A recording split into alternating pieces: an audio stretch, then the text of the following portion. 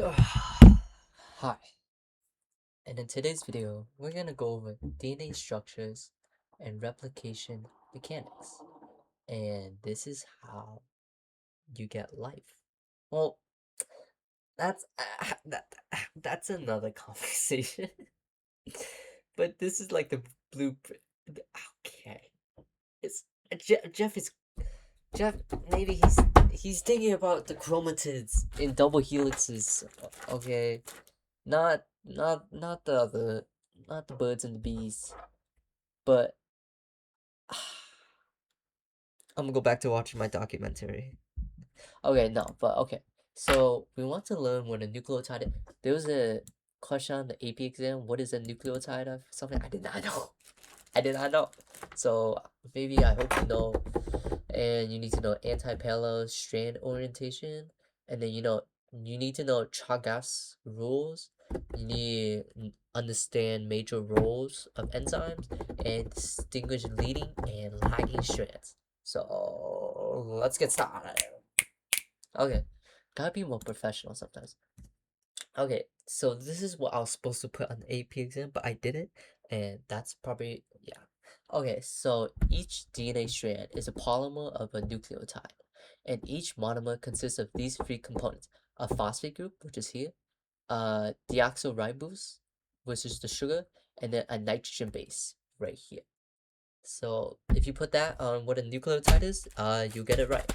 So, okay, so what is a double helix in orientation? So DNA is anti-parallel. That means there's two strands running in opposite directions of each other. You know that DNA is a helix made up of two strands. So those strands are running in opposite directions. And strand one could be running in 5 to 3 prime, but the second one has to be running in 3 to 5 prime because they have to be anti-parallel. And there's a covalently bond backbone, and that's how they're bonded. That's the backbone of the DNA, and where it's connected in the center, like in the centers of them, there's weak hydrogen bonding. So this is where the hydrogen bonding will be. It'll be in between here. So as you can see here, 5 prime to 3 prime and 5 prime to 3 prime. So you see how they're in opposite directions? That's why DNA is anti-parallel. So nitrogenous base pair. So Chargaff's rule states that DNA from any cell should have a 1-to-1 ratio of pyrimidine and purines. So pyrimidine and purines. So our purines are ATCG. Oh wait, no. Our purines are adenine and guanine, and our pyrimidines are, I think, the others. But I don't know what Jeff is doing. So I'll go talk to him. Should I call him again? I called him in my other video. There's no way I gotta call him again. I'm sorry, I'm watching JJK. I'm just yo. I gotta call Jeff again, bro.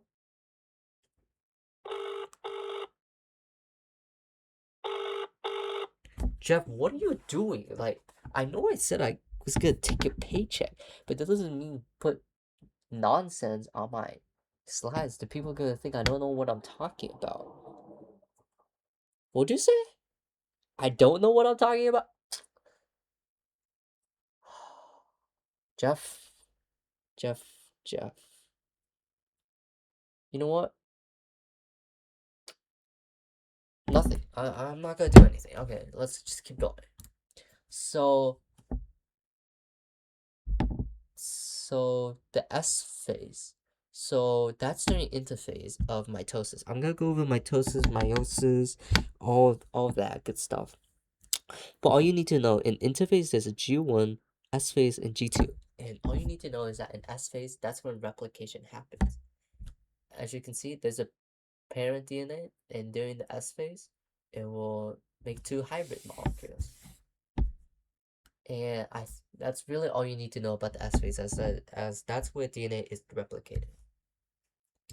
Okay, so the enzyme toolkit. So replication requires a specific team of enzymes to function correctly. So you have helicase, which unzips the DNA helicase. Now we're talking about DNA replication and protein synthesis, right? So we need helicase, primase, DNA polymerase, ligase, and topoisomerase. And helicase, don't make fun of me how I pronounce it. So helicase actually unzips the DNA helix by breaking hydrogen bonds. Since we only want one of the strands to when we're doing DNA, when we're doing protein synthesis or DNA replication. So we need only one strand, and the primers will actually lay down an RNA primer to start the process. And that it will tell where the DNA polymerase to start. And the DNA polymerase will actually go from the 5' to the 3' direction, and will add the new nucleotides based on its pairings. And with DNA, A A binds to T, A binds to T, C binds to G. But with RNA, A binds to U, but C still binds to G. So ligase is the glue and it seals the gaps between the DNA fragments. And the topoisomerase will prevent overwinding ahead of the replication forks. And what I don't think Jeff knew, because I'm smarter than Jeff, is that we also can replicate in the 3' to 5' direction, but we will create homozygous. Is that an ant? Oh hell no!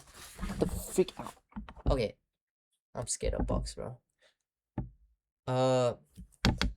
We will create homozygous fragments because it's still DNA polymerase only works in the 5' to 3', so it'll go in that direction and then it'll stop and it'll go backwards. So it keeps going, but it creates these homozygous fragments. And you learn that in AP biology, but yeah. Okay, so replication step 1. You have to unbind it. So this is what the helicases do. Pretend this is like wrapped up. Oh, my bad. Wrapped up. And yeah. So the helicase starts at the origin of replication and creates a bubble or a replication fork.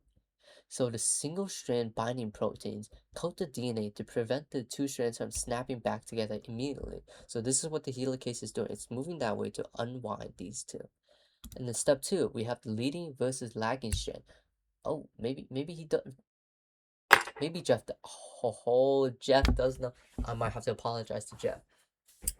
But as you know, DNA polymerase can only build in the 5' to 3' direction, and this creates a major problem for when we want to do it with the 3' to 5'. So the leading strand is built continuously in the 5' to 3' towards replication fork, but the lagging strand is built in small chunks away from the fork, and this is called homozygous fragments. And then there's the glue in between it, and then there's also starting points where it tells where the DNA polymerase to start and finish. And this also happens with RNA. But yeah. So the lagging strand synthesis, the primase adds an RNA primer. And the DNA polymerase 3 builds short fragments, which is called homozygous fragments. And the DNA polymerase 1 will replace the DNA primer with DNA. And the DNA ligase joins the fragments together into a solid strand. So that is like the glue. And here's a visual comparison. So here's the leading strand. So this is the 5' to 3', right? Here's the 5. So the 5' starts here, goes that way.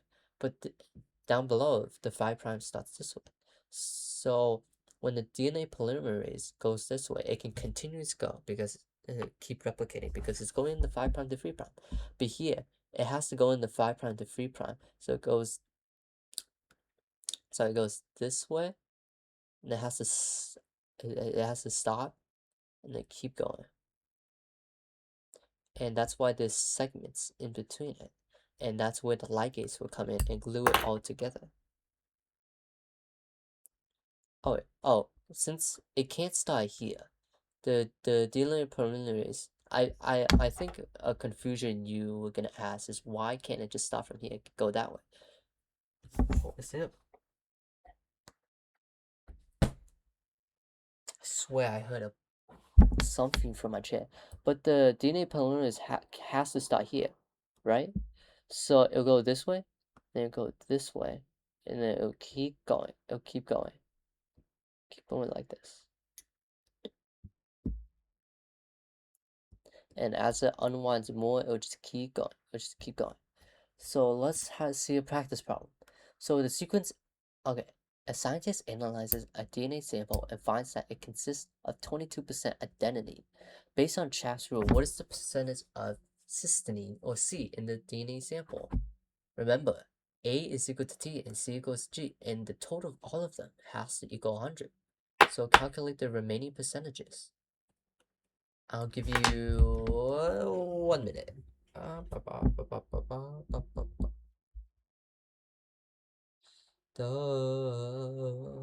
Should I be an opera singer? Okay, let's see. So what you should have got is that A is equal to 22%. That means T must also equals 22%. So finding the remaining percentages, 100% minus both of them is equal to 56, remaining for C and G. And then we both know that C and G, based on Chaff's rule, is that they're equal. So you got divided with those by 2, and that's 28. So you should have got 28%. Okay, problem 2. Match the enzymes with its specific role in the replication process. Just don't look at this answer. Don't look at it. Don't look at it. Okay, I know you looked at it. Okay, just one more reminder. Ligase is like the glue. As you can see, this G. So just think of glue. DNA polymerase. It replaces the DNA primer.